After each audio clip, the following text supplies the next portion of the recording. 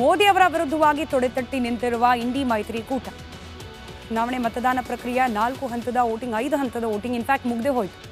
ಆದರೆ ಇಂಡಿ ಮೈತ್ರಿಕೂಟದಿಂದ ಪ್ರಧಾನಿ ಅಭ್ಯರ್ಥಿ ಯಾರು ಈ ಕ್ಷಣದವರೆಗೂ ಕೂಡ ಬಿಗ್ ಕ್ವೆಶ್ಚನ್ ಮಾರ್ಕ್. ಅದರಲ್ಲೂ ಕಾಂಗ್ರೆಸ್ ಪಾಳ್ಯದಿಂದಲೇ ಪ್ರಧಾನಿ ಆಗೋದಾದ್ರೆ ಯಾರು? ಖರ್ಗೆ ಅವರಾಗ್ತಾರಾ, ರಾಹುಲ್ ಗಾಂಧಿನ?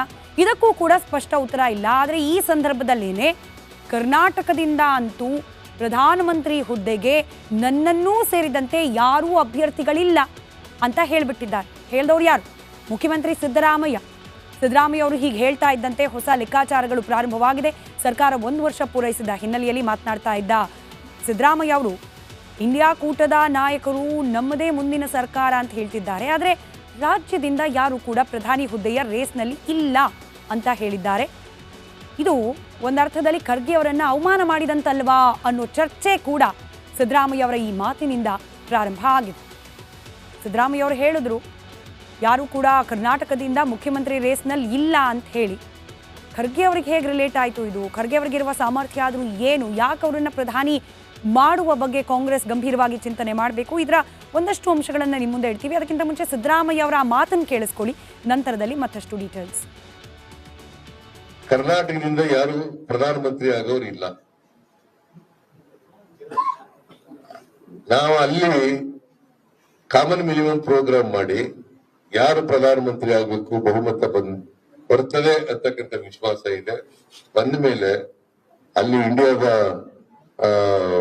ಪಾರ್ಟಿಗಳಿದಾವಲ್ಲ ಅದರೊಳಗಡೆ ಒಬ್ಬರಿಗೆ ಪ್ರಧಾನಮಂತ್ರಿ ಮಾಡ್ತಾರೆ. ಈಗ ಹಾಲಿ ಪ್ರಧಾನಿ ನರೇಂದ್ರ ಮೋದಿ ಅವರು ಇರೋದ್ರಿಂದ ಮುಂದಿನ ಅವಧಿಗೆ ಅಂದ್ರೆ ಏನು ಎಲೆಕ್ಷನ್ ಆದ ನಂತರದಲ್ಲಿ ಸರ್ಕಾರ ರಚನೆ ಆಗಬೇಕು, ಅವರಿಗೆ ಟಕ್ಕರ್ ಕೊಡುವಂತಹ ಪ್ರಬಲ ಪ್ರಧಾನಮಂತ್ರಿ ಆಗಬಲ್ಲ ಅಭ್ಯರ್ಥಿ ಯಾರು ಅಂತ ಹೇಳಿ ನಾವು ಕಂಪೇರ್ ಮಾಡಬೇಕಾಗುತ್ತೆ. ನಡಿ ಈಗ ಶುರು ಮಾಡೋಣ.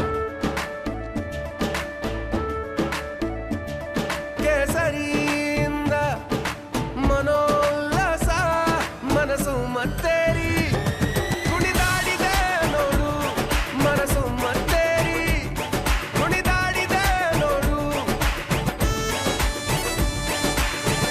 ಕ್ಷಣ ಕ್ಷಣವೂ ಆಚರಿಸಿ ಕೇಸರಿ ಹಬ್ಬ.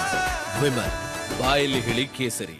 ಹೀಗಾಗಿ ನರೇಂದ್ರ ಮೋದಿ ಅವರಿಗೆ ಪ್ಲಸ್ ಪಾಯಿಂಟ್ ಅನ್ನಿಸ್ಕೊಳ್ತಾ ಇರುವ ಕೆಲವೊಂದಷ್ಟು ಅಂಶಗಳನ್ನ ಹೋಲಿಕೆ ಮಾಡಿ ಖರ್ಗೆ ಅವರಿಗಿರುವ ಸಾಮರ್ಥ್ಯ ಏನು ಅದನ್ನ ಅರ್ಥ ಮಾಡ್ಕೊಳ್ಳೋ ಪ್ರಯತ್ನವನ್ನ ಮಾಡ್ತಾ ಹೋಗೋಣ. ಮೋದಿ ಅವರು 2 ಅವಧಿಗೆ ಪ್ರಧಾನಿಯಾಗಿ ತಮ್ಮ ಅವಧಿಯನ್ನ ಪೂರೈಸ್ತಾ ಇರುವ ಕಾಂಗ್ರೆಸ್ ಏತರ ವ್ಯಕ್ತಿ ಅನ್ನೋ ಹೆಗ್ಗಳಿಕೆಗೆ ಪಾತ್ರರಾಗ್ತಿದ್ದಾರೆ.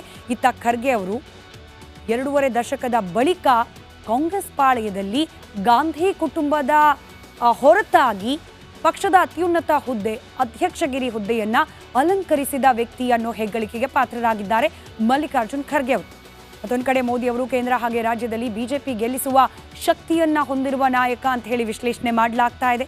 ಕರ್ನಾಟಕದ ಕಂಪ್ಯಾರಿಸನ್ ಯಾಕಂತಂದ್ರೆ ಖರ್ಗೆ ಅವರ ಹುಟ್ಟೂರು ಇರ್ತಕ್ಕಂಥ ರಾಜ್ಯ ಕರ್ನಾಟಕ. ಹೀಗಾಗಿ ಕರ್ನಾಟಕದಲ್ಲಿ ಬಿಜೆಪಿಯ ಅಸಲಿ ಸಾಮರ್ಥ್ಯ ಏನು ಅಂತ ಕೇಳಿದ್ರೆ ಅದು ಮೋದಿ ಅವರ ವರ್ಚಸ್ಸು, ಮೋದಿ ಅವರ ಘನತೆ, ಹೆಸರು ಇತ್ಯಾದಿ ಇತ್ಯಾದಿ ಅನ್ನೋ ಹೇಳಿಕೆಗಳು ಪ್ರಾರಂಭವಾಗುತ್ತೆ. ಇತ್ತ ಖರ್ಗೆ ಅವರು ಸತತವಾಗಿ 10 ಬಾರಿ ಗೆದ್ದ ಪ್ರಬಲ ನಾಯಕ ಅನ್ನೋ ಹೆಗ್ಗಳಿಕೆಗೆ ಪಾತ್ರರಾಗಿದ್ದಾರೆ. ಮತ್ತೊಂದು ಕಡೆ ನರೇಂದ್ರ ಮೋದಿ ಅವರು ಬಿಜೆಪಿಯ ಪ್ಯಾನ್ ಇಂಡಿಯಾ ಪಾರ್ಟಿ ಮಾಡಿದ್ರು. ಬಿಜೆಪಿಯನ್ನ ಕೇವಲ ಕೆಲವೊಂದಷ್ಟು ರಾಜ್ಯಗಳಿಗೆ, ಕೆಲವೊಂದಷ್ಟು ಕ್ಷೇತ್ರಗಳಿಗೆ ಮಾತ್ರ ಸೀಮಿತವಾಗಿದ್ದ ಪಕ್ಷ ಅನ್ನೋ ಒಂದು ಟ್ಯಾಗ್ಲೈನ್ ಇಂದ ಇಡೀ ಭಾರತದಲ್ಲಿ ಎಲ್ಲಿ ಬೇಕಾದರೂ ಚುನಾವಣೆಯನ್ನ ಫೇಸ್ ಮಾಡಬಲ್ಲಂತಹ ಸಂಘಟನೆಯನ್ನ ಹೊಂದಿರತಕ್ಕಂಥ ಪಕ್ಷ ಅಂತ ಹೇಳಿ ಗುರುತಿಸಿಕೊಳ್ಳುವಲ್ಲಿ ಮಾಡುವಲ್ಲಿ ಮೋದಿಯವರ ಪಾತ್ರ ಹೆಚ್ಚಿದೆ ಅನ್ನೋ ಮಾತಿದೆ. ಮತ್ತೊಂದು ಕಡೆಯಲ್ಲಿ ಕಾಂಗ್ರೆಸ್ ಅಂದ ತಕ್ಷಣ ಒಡೆದ ಮನೆ, ಕಾಂಗ್ರೆಸ್ನಲ್ಲಿ ಗುಂಪುಗಾರಿಕೆ ಇದೆ, ಕಾಂಗ್ರೆಸ್ನಲ್ಲಿ ಗಾಂಧಿ ಪರಿವಾರದ ವಿರೋಧಿಗಳದ್ದೇ ಮತ್ತೊಂದು ಬಣ ಇದೆ. ಹೀಗಾಗಿ ಒಂದು ಪಕ್ಷವಾಗಿ ಇರುವ ಎಲ್ಲ ನಾಯಕರನ್ನ ಒಗ್ಗೂಡಿಸಿಕೊಂಡಿರುವ ಪಕ್ಷ ಅಂತ ಗುರುತಿಸ್ಕೊಳ್ತಿಲ್ಲ ಕಾಂಗ್ರೆಸ್ ಅನ್ನು ಅಳುಕಿದ್ದ ಸಂದರ್ಭದಲ್ಲಿ ಆ ಎಲ್ಲ ಒಳಗೊಳಗಿದ್ದ ಮುಸುಕಿನ ಗುದ್ದಾಟಗಳನ್ನ ತಕ್ಕ ಮಟ್ಟಿಗೆ ಶಮನ ಮಾಡಿದ ಕೀರ್ತಿ ಮಲ್ಲಿಕಾರ್ಜುನ್ ಖರ್ಗೆ ಅವರಿಗೆ ಸಲ್ಲುತ್ತೆ. ಇನ್ನು ಮೋದಿ ಅವರು OBC ನಾಯಕ, ಹಾಗೆ ಜಾತೀಯತೆಗೆ ವಿರೋಧಿ, ಜಾತಿಯ ಆಧಾರದ ಮೇಲೆ ಯಾವತ್ತೂ ಕೂಡ ರಾಜಕೀಯ ನಡಿಬಾರದು ಅನ್ನೋದನ್ನ ವಿರೋಧಿಸ್ತಾರೆ ಅನ್ನೋ ಒಂದು ಪ್ಲಸ್ ಪಾಯಿಂಟ್ ಮೋದಿ ಅವರಿಗಿದ್ರೆ, ದೇಶದ ಪ್ರಬಲ ದಲಿತ ನಾಯಕರ ಪೈಕಿ ಮುಂಚೂಣಿಯಲ್ಲಿ ನಿಲ್ಲುವವರು ಮಲ್ಲಿಕಾರ್ಜುನ್ ಖರ್ಗೆ ಅವರು. ಮೋದಿ ಅವರು ಬಡ ಹಾಗೆ ಹಿಂದುಳಿದವರ ಬಗ್ಗೆ ಕಾಳಜಿ ಇದೆ ಅಂತ ಹೇಳಿ ಬಿಜೆಪಿ ಬಿಂಬಿಸುವ ಪ್ರಯತ್ನ ಮಾಡಿದ್ರೆ ಕರ್ನಾಟಕದಲ್ಲಿ ಖರ್ಗೆ ಅವರು ಭಾರೀ ಫೇಮಸ್. ಮಲ್ಲಿಕಾರ್ಜುನ್ ಖರ್ಗೆ ಅವರಿಗೆ ಅದರಲ್ಲೂ ವಿಶೇಷವಾಗಿ ಕಲ್ಯಾಣ ಕರ್ನಾಟಕ ಭಾಗದಲ್ಲಿ ಅವರದ್ದೇ ಆದ ಆ ಫೇಮ್ ನೇಮ್ ಎಲ್ಲವೂ ಕೂಡ ಇದೆ. ಮೋದಿ ಅವರು ಸತತವಾಗಿ 2 ಬಾರಿ ಗೆದ್ದು ಅತ್ಯಂತ ಜನಪ್ರಿಯ ನಾಯಕ ಅಂತ ಹೇಳಿ ಜಗತ್ತಿನಾದ್ಯಂತ ಗುರುತಿಸಿಕೊಂಡಿದ್ದಾರೆ ಅನ್ನೋದು ಬಿಜೆಪಿಯ ಮಾತು. ಹಿಮಾಚಲ ತೆಲಂಗಾಣದಲ್ಲಿ ತಾವು ಅಧ್ಯಕ್ಷರಾದ ನಂತರದಲ್ಲಿ ಪಕ್ಷವನ್ನ ಗೆಲ್ಲಿಸಿದ್ರು ಅನ್ನೋ ಖ್ಯಾತಿ ಮಲ್ಲಿಕಾರ್ಜುನ್ ಖರ್ಗೆ ಅವರಿಗೆ ಸಲ್ಲುತ್ತೆ.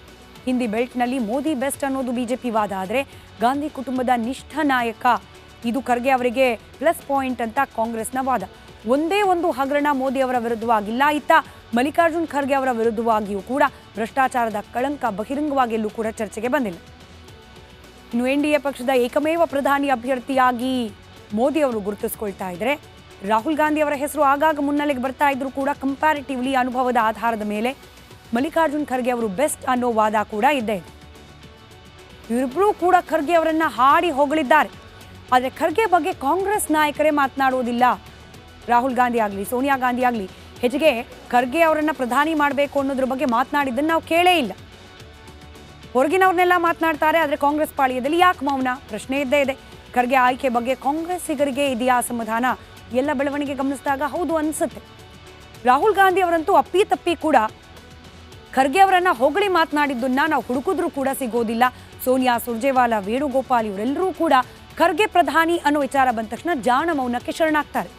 ಕರ್ನಾಟಕದ ನಾಯಕರಂತೂ ಇವತ್ತು ಗಮನಿಸಿದ್ರೆ ಮುಖ್ಯಮಂತ್ರಿ ಆದಿಯಾಗಿ ಯಾರು ಕೂಡ ಖರ್ಗೆ ಅವರನ್ನ ಪ್ರಧಾನಿ ಮಾಡಬೇಕು ಅನ್ನೋ ಚಿಂತನೆಯಲ್ಲಿ ಇದ್ದಂತೆ ಕಾಣ್ತಾ ಇಲ್ಲ. ಬಹಿರಂಗವಾಗಿ ಹೇಳಿಬಿಟ್ರು. ಖರ್ಗೆ ಅವರ ಹೆಸರು ಹೇಳ್ತಿದ್ರು ಕೂಡ ಯಾರೂ ಕರ್ನಾಟಕದಿಂದ ಪ್ರಧಾನಿ ರೇಸ್ನಲ್ಲಿ ಇಲ್ಲ ಅಂತ ಹೇಳಿಬಿಟ್ರು ಸಿದ್ದರಾಮಯ್ಯ ಅವರು. ಉದ್ದೇಶಪೂರ್ವಕವಾಗಿಯೇ ಖರ್ಗೆ ಅವರನ್ನ ಸೈಡ್ ಲೈನ್ ಮಾಡಲಾಗ್ತಾ ಇದೆಯಾ? ಇನ್ ಕೇಸ್ ಖರ್ಗೆ ಅವರ ಹೆಸರು PM ರೇಸ್ನಲ್ಲಿ ಮುಂಚೂಣಿಗೆ ಬಂದ್ಬಿಟ್ರೆ ರಾಹುಲ್ ಗಾಂಧಿ ಅವರನ್ನ ಸೈಡ್ ಲೈನ್ ಮಾಡ್ದಂಗೆ ಆಗ್ಬಿಡುತ್ತಾ ಅನ್ನೋ ಅಳುಕು ಕಾಂಗ್ರೆಸ್ ಪಾಳ್ಯದಲ್ಲಿ ಇದ್ದಂತೆ ಕಾಣ್ತಾ ಇದೆ. ಕರ್ನಾಟಕ ಪ್ರೈಮ್ ಟೈಮ್ನಲ್ಲಿ ಒಂದು ಬ್ರೇಕ್ನ ಸಮಯ. ಬ್ರೇಕ್